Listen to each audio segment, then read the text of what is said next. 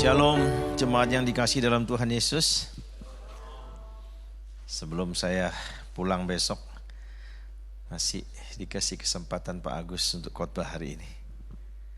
Hari ini kita akan berbicara iman di tengah-tengah semua kesulitan. Kita ambil dari Kisah Rasul 5 ayat 17 sampai 25. Saudara, kita akan membaca bagian firman Tuhan ini. Kisah Rasul pasal 5 ayat 17 sampai 25.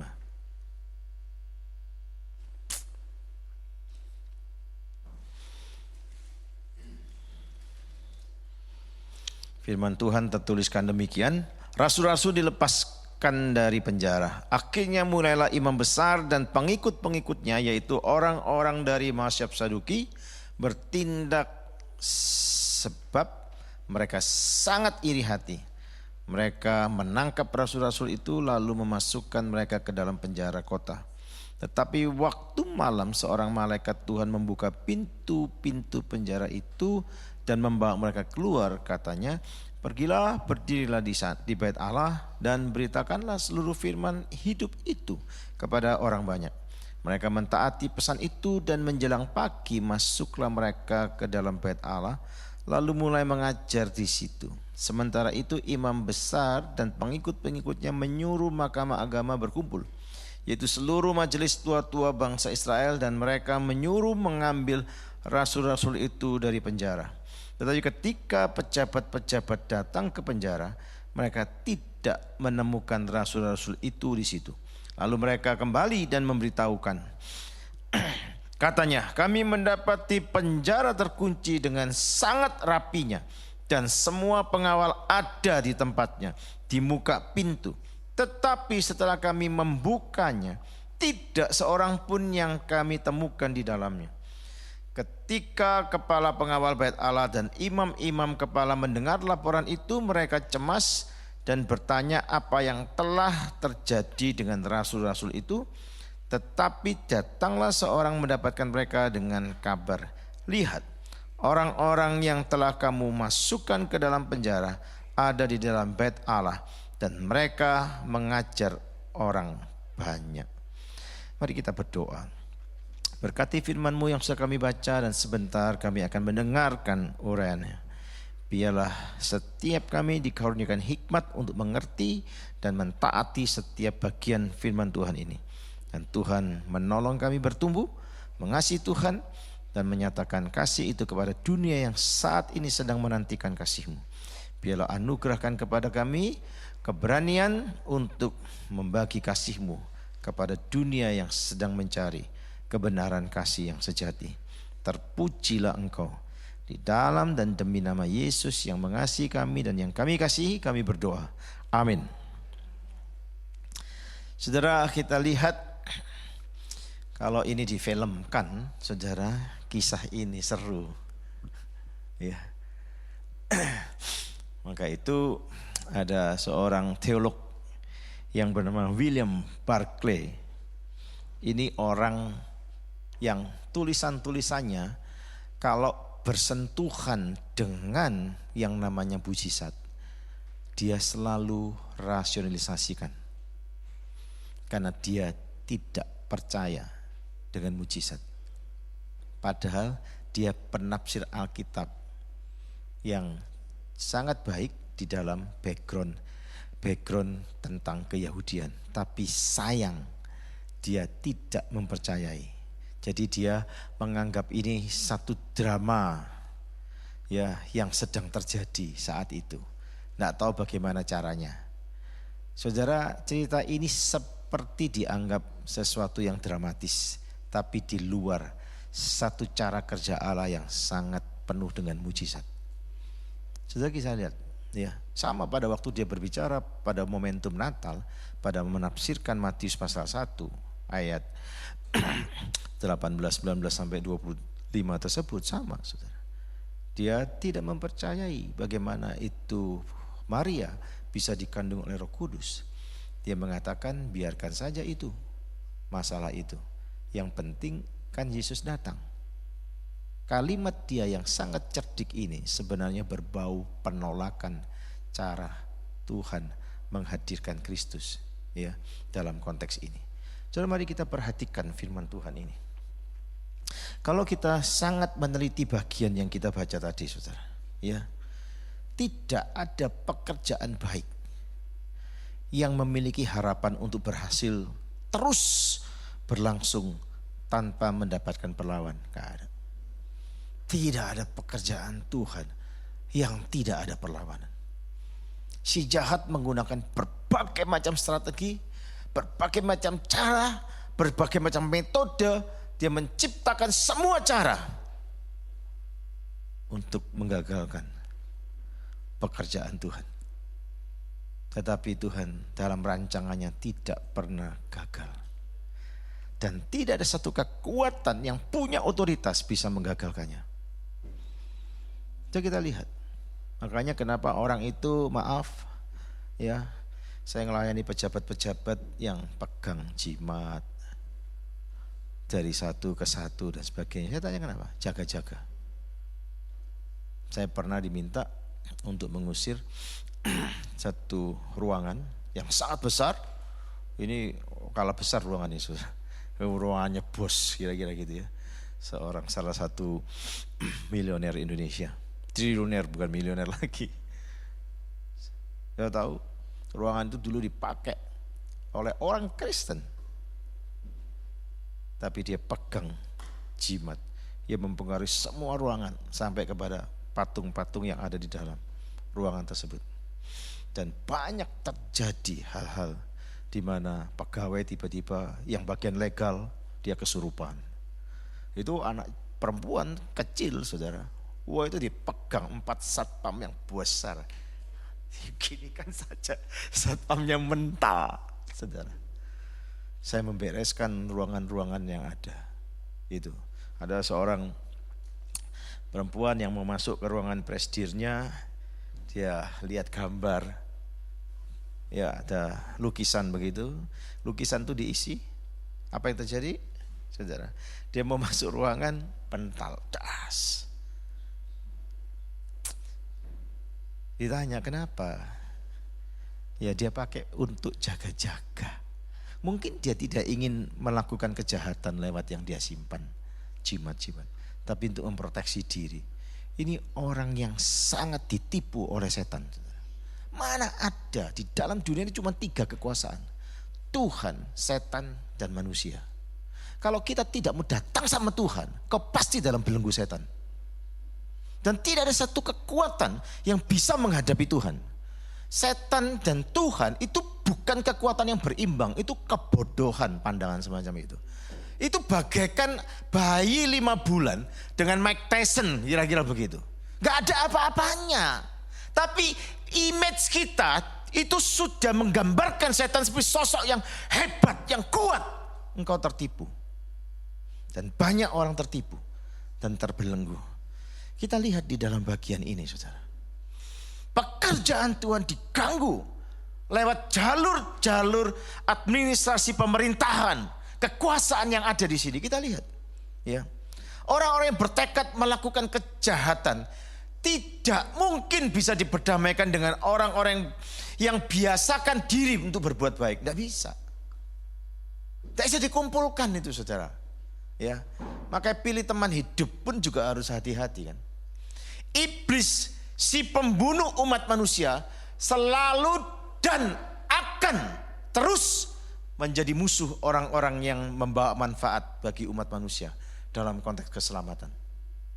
Tidak ada orang yang mengerjakan betul-betul ketaatannya kepada firman Tuhan, dia tidak dikerjain oleh setan. Dikerjain apapun situasinya dan bagaimanapun. Tetapi perhatikan, Tuhan kenapa sih memberikan janji penyertaan kepada kita? Karena tahu bahwa kita akan menghadapi semua risiko itu.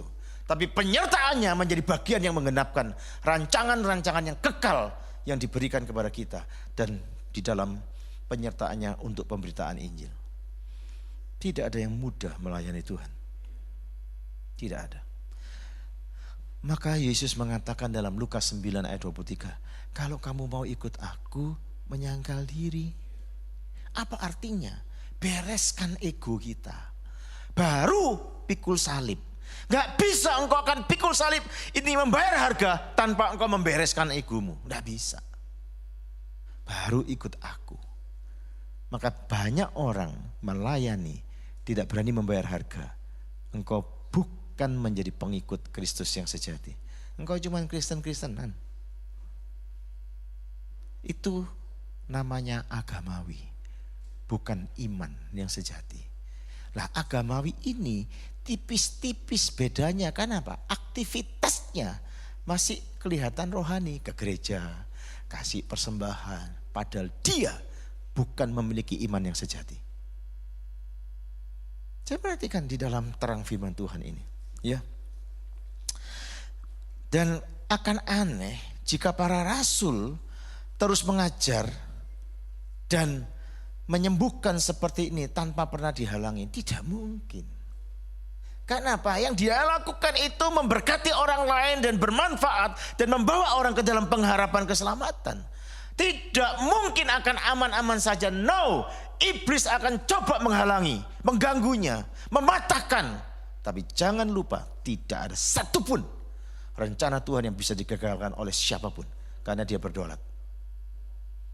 Makanya waktu di cancel seperti itu, saya masuk kamarnya Pak Markus, lihat orang-orang yang panik wajahnya. Saya diam-diam aja. Kenapa? Saya sudah, orang Jawa bilang kulino, apa? Sudah biasa. Ini belum apa-apa. Saya dulu dari Kupang mau ke Kalabahi, Alor.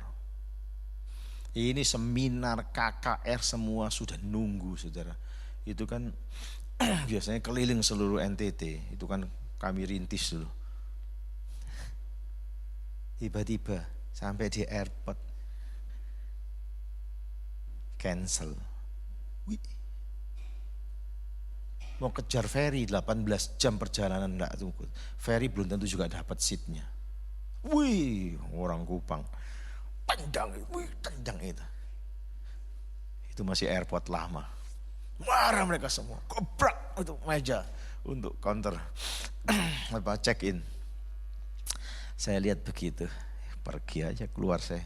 Keluar cari sudut tertentu sepi, di situ saya berdoa. Tuhan, Engkau berdaulat terhadap semuanya. Dan ini pelayanan yang Kau kehendaki, buka jalan untuk hal ini. Terus saya masuk. Nah, mau masuk dicegat sama teman-teman yang ngantar tadi. Nah, mereka kan punya teman juga yang kerja di maskapai itu, tanya.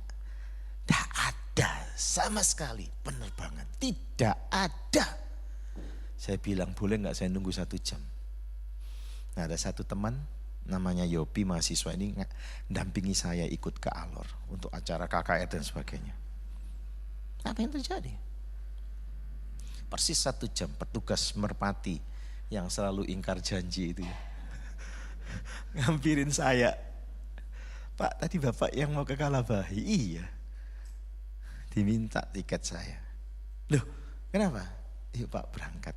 Kami berdua. Iya. Loh, yang lain mana? Ya itu urusan mereka, sudah pulang semua. Ngamuk, marah-marah. Ya urusan mereka. Hanya 2 penumpang untuk 1 pesawat. Ini benar-benar seperti charter pesawat, benar gak? Udah jelas tidak mungkin. Saya tanya kenapa bisa terjadi? Gubernur mau panggil bupati, siapkan pesawat untuk jemput bupati. Dan pesawat itu untuk mengantar saya dan Yopi berdua saja. Kalau saya bawa bola, saya pasti main bola dalam pesawat. Sepi, gak ada siapa-siapa. Makanya saya masuk kamar saya wah, apalagi saya lihat Nancy sepaneng, orang Belanda bilang panik. Wajahnya saya diam saja. Ya, saya bilang Tuhan, kalau memang hambamu boleh melayani minggu ini, kau sediakan. Elkana sudah, wah besok tanggal 1 bisa terbang. Jam 1.30 saya gak mantep.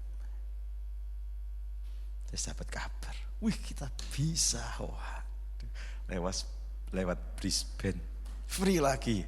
Wah, orang-orang yang hidup dalam ketaatan, ya, dalam iman yang ada itu, saudara, selalu kagum terhadap pekerjaan-pekerjaan Tuhan. Coba tahu, sudah sampai di Sydney. Kemarin dikasih tahu, flight saya 1.30 kalau sungguh jadi berangkat kemarin, gak terbang juga. Tidak terbang. Maka tidak ada rencana Tuhan yang bisa digagalkan, saudara. Dia berdaulat terhadap semuanya. Dan kita lihat di sini, saudara. Ya, hanya orang-orang yang sungguh punya pandangan iman, melihat kesulitan itu menjadi satu pengharapan melihat pekerjaan Tuhan yang ajaib. Bukan kesulitan itu mengintimidasi hidup kita, saudara. Tidak. Perhatikan di sini. Ya. Imam-imam sangat marah kepada mereka dan mengurung mereka di penjara. Perhatikan ayat 17-18. Ya. Siapa musuh dan penganiaya mereka? Orang-orang yang pegang kekuasaan imam besar sebagai ketua kelompok daripada kekuasaan yang ada. Hanas atau Kayafas di sini. Melihat kekayaan dan martabat mereka, kekuasaan dan kelaliman mereka, yaitu seluruh milik mereka, sedang dalam bahaya besar akan lenyap kalau semua orang mau percaya kepada Kristus. Maka menggerakkan semua kemampuan potensinya, semua jaringan yang ada. Perhatikan, orang-orang dengan cepat bergabung dengan para imam besar. Dalam hal ini adalah orang-orang dari Masyab Saduki. Masyab Saduki ini cepat sekali, yang memiliki rasa permusuhan khusus terhadap Injil Kristus. Karena Injil Kristus tersebut menegaskan dan menegakkan ajaran tentang dunia yang tidak kelihatan, tentang kebangkitan orang mati dan sebagainya, dan keadaan masa depan. Itu yang ditentang oleh ajaran Saduki. Maka mereka punya kepentingan.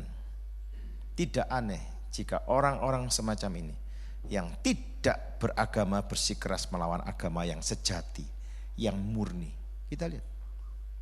Bagaimanapun imam-imam merasa sangat sakit dan marah sejadi-jadinya terhadap para rasul ini, ketika mereka mendengar dan sekaligus melihat bagaimana orang-orang berbondong-bondong mendatangi para rasul dan betapa banyak orang itu mulai percaya, maka mulai juga bangkit amarah mereka. Karena apa? Karena mereka tidak dapat lagi menanggung hal itu. Dan mereka memutuskan untuk mengambil satu tindakan.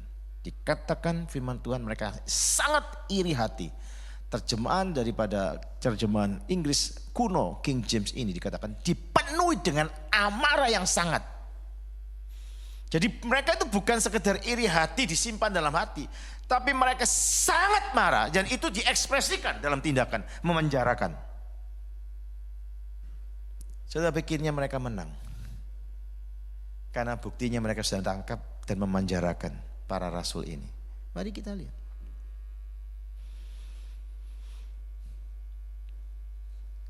Satu hal yang Tuhan ingin tunjukkan dan izinkan sekaligus lewat apa yang didengar, dilihat dan dialami para rasul.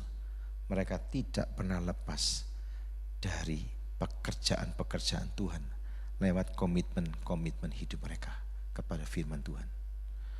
Orang bebal yang tidak mau dengar firman Tuhan itu dimatikan oleh iri hati. Mungkin dia punya IQ bagus, mungkin dia punya pengalaman, tapi tidak mau dengar firman Tuhan, tidak mau taat firman Tuhan. Itu dikatakan Alkitab bebal dan dia akan dimatikan oleh iri hati. Karena dia tidak bisa mengatasi godaan, pencobaan daripada dosa iri hati. Bagaimana mereka mulai bertindak melawan para rasul. Kita lihat ayat 18. Mereka menangkap rasul-rasul itu. Mungkin mereka melakukannya dengan tangan mereka sendiri. Ya. Atau tepatnya mereka bisa menggunakan petugas-petugas mereka. Lalu memasukkan mereka ke dalam penjara kota. digabung dengan narapidana yang paling jahat. Bayangkan. Dengan cara ini mereka bermaksud pertama untuk mengekang para rasul. Walaupun mereka tidak dapat membuat tuduhan kejahatan apapun yang cukup pantas mendapatkan hukuman mati ya, atau dirantai. Namun selama mereka bisa memenjarakan para rasul yang ada dan tidak meneruskan pekerjaan mereka, itu sudah cukup membahagiakan mereka. Kita lihat, duta-duta Kristus memang bisa dibelenggu, tetapi firman-Nya tidak bisa dibelenggu. Saya lihat, ya. Yang kedua, untuk menakut-nakuti. Yang pertama mengekangnya, memasungnya. Yang kedua nakut-nakuti, supaya mereka meninggalkan pekerjaan mereka. Karena tidak main-main nih penguasa, lakukan tindakan penangkapan, memenjarakan. Ya. Dengan intimidasi semacam itu, dengan ancaman-ancaman semacam itu, mereka akan reda dalam kegerakannya.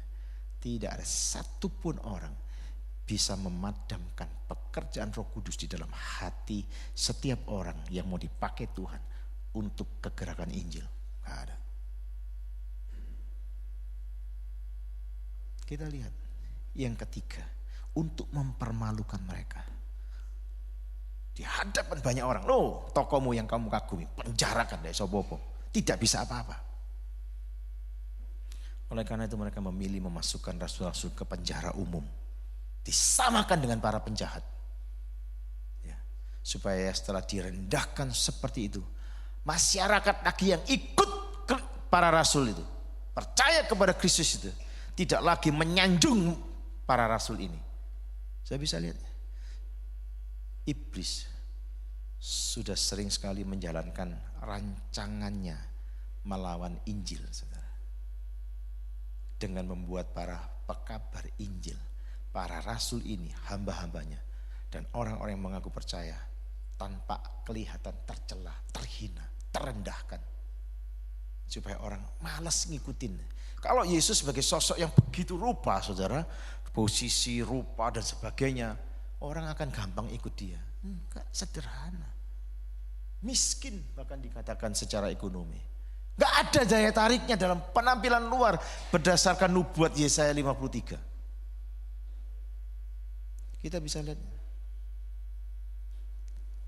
Tuhan mengirim malaikatnya untuk membebaskan mereka dari penjara dan memperbaharui penugasan mereka untuk mengabarkan Injil.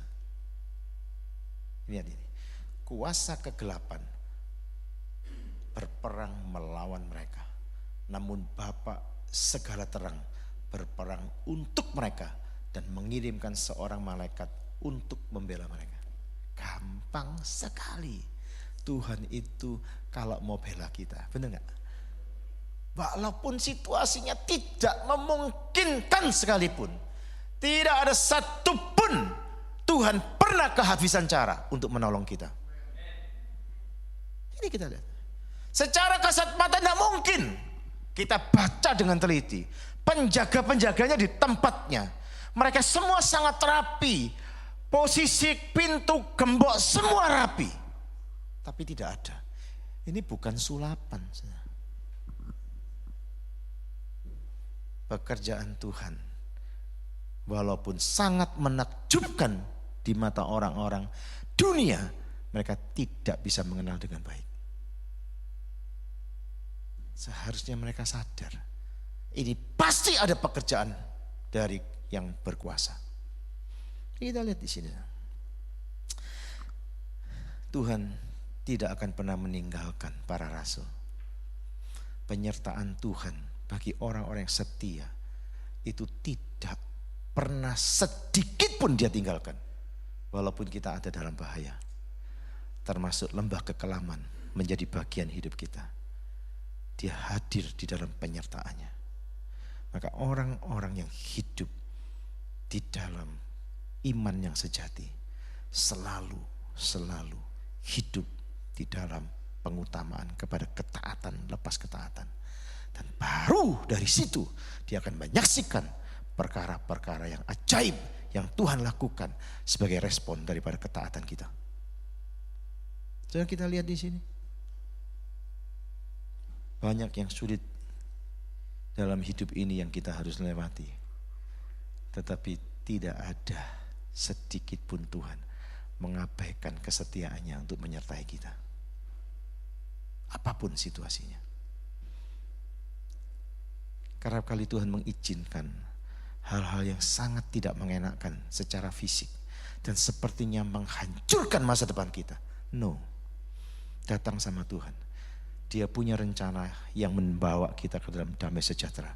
Bukan rancangan yang menghancurkan hidup kita. Orang-orang di sekitar hidup kita, bahkan yang paling dekat pun berusaha bisa memadamkan dan menghancurkan hidup kita. Tapi di tangan Tuhan engkau ada pertolongan. Dan masa depanmu bukan di tangan orang yang punya niat untuk menghancurkan.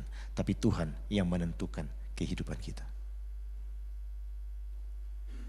Maka Amsal mengatakan masa depan itu sungguh ada bagi orang-orang yang takut akan Tuhan. Ketaatan-ketaatan kita hari ini sebenarnya mempersiapkan kita untuk hari esok. Kalau kau gak belajar taat hari ini, kau akan tuai juga. Kalau hidupmu pura-pura saja, kau akan tuai juga. Perhatikan firman Tuhan ini.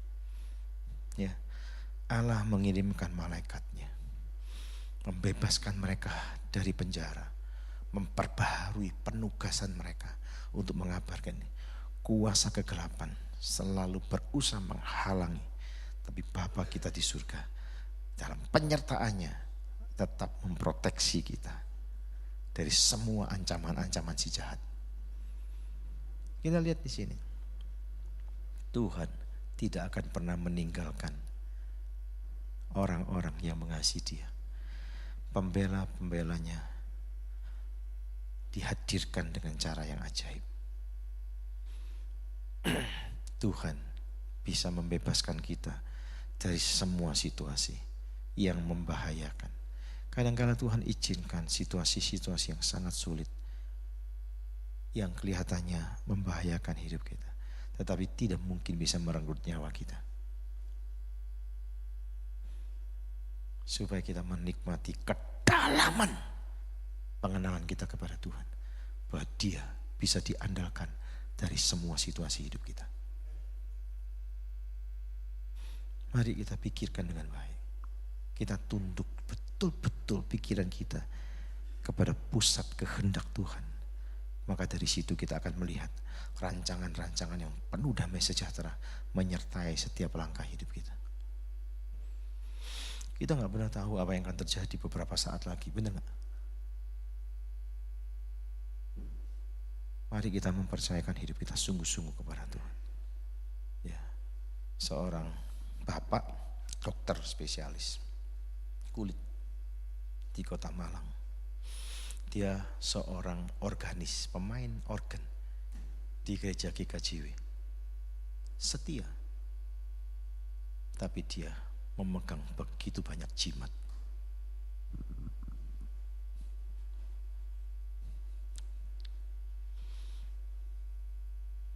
Setelah ketemu saya,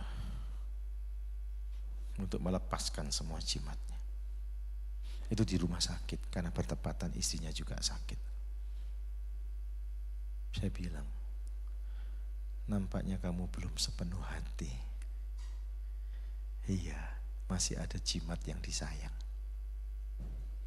yang paling ampuh. Saya bilang, ampuh mana sama Tuhan? Kalau kamu hidupmu dipenuhi kekhawatiran, maka hal-hal semacam itu yang kamu pegang. Tapi kalau hidupmu betul-betul kau percayakan kepada Tuhan, engkau gak perlu itu. Tuhan saja sudah cukup. Dia yang berdaulat terhadap seluruh hidupmu. Tinggalkan. Bayangkan seorang organis gereja yang setia ternyata pegang begitu banyak jimat. Saya bingung, kalau gitu gereja ini isinya apa beritanya? Kok sampai orang itu bisa betah? Setan itu gak pernah betah kalau kita beritakan firman Tuhan yang sesungguhnya. Tidak mungkin. Mari kita lihat firman Tuhan ini lebih jauh. Saya harus segera mengakhiri. Ini ada jam di sini. Karena jamnya mati di situ. Saudara, waktu malam malaikat itu membuka pintu, kita bisa lihat bagaimana cara Tuhan memimpin pembebasan Petrus ini. Beda dengan pembebasan di dalam konteks ini. Itu Kisah Rasul pasal 12 ayat 7. Tapi punya kemiripan. Kalau sudah baca Kisah Rasul 5 dengan Kisah Rasul pasal 12 tentang pembebasan ini. Namun mujizat di sini sangat mirip ini kita lihat. Tapi ada satu hal yang membedakan. Ya. Memang tidak ada penjara yang begitu gelap, begitu kokoh sampai Tuhan tidak dapat melawatnya, nggak bisa. Dimanapun Tuhan bisa melawatnya. Biar dijaga dengan proteksi yang begitu ketatnya, Tuhan bisa. Tidak ada sesuatu yang terlalu sulit untuk Tuhan bisa lakukan. Dia termasuk gampang memberkati hidup kita, benar gak? Tapi dia juga gampang mengambilnya. Kalau kau hidup main-main. Hati waspada di dalam hal ini. Ya. Pembebasan para rasul dari penjara oleh seorang malaikat. Ini merupakan satu gambaran kebangkitan Kristus. Dan pembebasannya dari penjara kubur yang aman. Karena dia berotoritas. Maut pun dia taklukkan. Sudah bisa lihat di sini. Dia buktikan di sini kuasanya. Nah, kuasa ini meneguhkan para murid. Pengalaman ini meneguhkan. Tapi Tuhan kasih perintah baru. Mereka diminta terus memberitakan Injil. Mungkin kalau mereka dihantui dengan perasaan takut setelah dibebaskan, maka mereka menyembunyikan diri. Benar gak? Tapi Tuhan minta mereka terus memberitakan firman. Di bait Allah, di depan umum. Ini kan seperti perintah yang konyol, benar gak? Kita lihat ya. Untuk mencelikkan kepada mereka. Sekaligus para rasul diberikan keberanian yang luar biasa. Setelah peristiwa ini. Sudah kita lihat. Setiap pekerjaan Tuhan dinyatakan. Setiap itu juga iman itu bertumbuh. Dan setiap iman yang bertumbuh, dia mengagumi siapa Tuhan yang dia miliki, yang dia percayai. Dan ini memberanikan kita untuk berserah, bukan menyerah.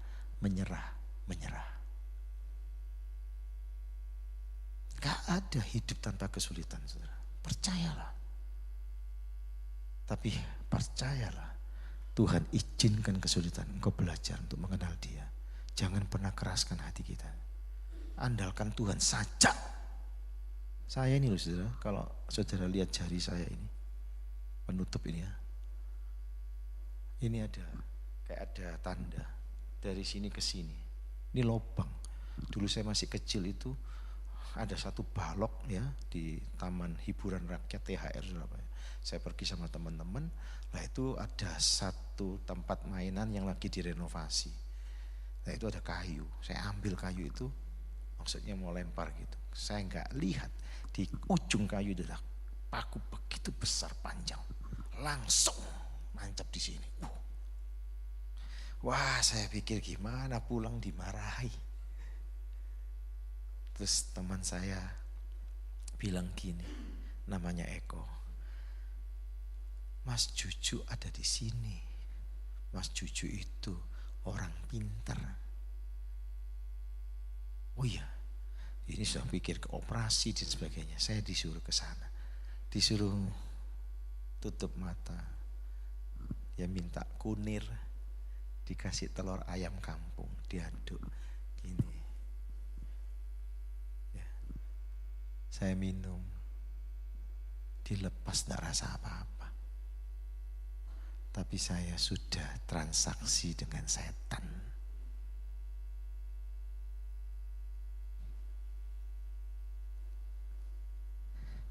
Puji Tuhan, Tuhan menangkan hidup saya. Sekarang saya harus mereteli cara-cara setan menipu kita. Contohnya, orang ke dukun A, disembuhkan. Dia bilang, ya lumayan lebih baik kesehatannya. Orang yang dari dukun B mengatakan, enggak, aku sudah coba dukun A, tapi dukun B lebih hebat. Pergi ke dukun B, memang lebih baik lagi. Datang orang yang sudah ke B, dia katakan ke C lebih bagus dukun C ini. Itu semua tipuan setan, karena di belakangnya adalah pekerjaan setan. Supaya manusia ini makin tenggelam dalam kegelapannya, makin sulit keluar. Itu tipuan setan, saudara. Mari kita belajar untuk berdiri betul-betul di hadapan Allah dan memberitakan firman-Nya, menyampaikan kepada dunia ini. Seperti yang dikatakan ini, berdirilah di bait Allah dan beritakanlah. Wah, itu berisiko, tapi mereka mau. Mereka mau taat. Karena mereka punya iman yang sejati. Karena karakteristik iman sejati mengedepankan ketaatan. Tuhan menolong kita hari ini untuk melihat pekerjaan yang ajaib melalui iman di tengah-tengah kesulitan. Bahwa dia mampu, sanggup, punya kapasitas unlimited untuk membebaskan kita, menolong kita, dan memberkati kita. Serahkan hidup kita kepada Tuhan. Jangan keraskan hati. Belajar hidup untuk dipimpin oleh Dia. Bukan dipimpin oleh kemampuan kita. Kita terbatas. Bukan dipimpin dengan hal-hal yang lain. Tidak. Tuhan saja. Karena Dia pencipta, pemilik hidup kita, penebus hidup kita. Dan yang memberikan jaminan kepada masa depan kita. Hanya Tuhan, Sang Pemelihara sejati. Tuhan memberkati. Mari kita berdoa, saudara. Tuhan, tolonglah hati kami untuk berani mempercayakan hidup kami sepenuhnya kepada Tuhan. Kerap kali kami ingin berjalan dalam pengandalan pengalaman kami, kekuatan-kekuatan duniawi. Tuhan, ajar kami untuk menyadari bahwa Tuhan saja sebagai Sang Pemilik hidup yang berdaulat terhadap semua situasi hidup kami. Tolonglah kami dimerdekakan dalam kemerdekaan yang sejati di dalam Engkau. Mau melepaskan diri ikatan-ikatan kuasa gelap yang menipu kami. Ajar kepada kami untuk hidup sungguh-sungguh takut akan Tuhan. Dan mempercayakan hidup sepenuhnya dipimpin oleh Roh-Mu dan Firman-Mu. Sehingga hidup kami sampai kepada tujuan-tujuan yang membawa damai sejahtera dalam hidup kami. Berkati jemaat-Mu dan tolonglah jemaat-Mu untuk hidup mengasihi-Mu lebih dan lebih lagi. Di dalam dan demi nama Yesus kami menyerahkan perjamuan kudus supaya bagian daripada penyataan kasih Allah lebih jauh kami diingatkannya. Dan kuasa Tuhan tidak terbatas. Tidak ada satupun yang bisa membatasi kuasa-Mu bekerja melalui hidup kami. Kami diingatkan akan kasih dan kuasa-Mu, karena kuasa kebenaran sudah menjadi bagian hidup kami. Di dalam nama Yesus kami berdoa. Amin. Tuhan memberkati.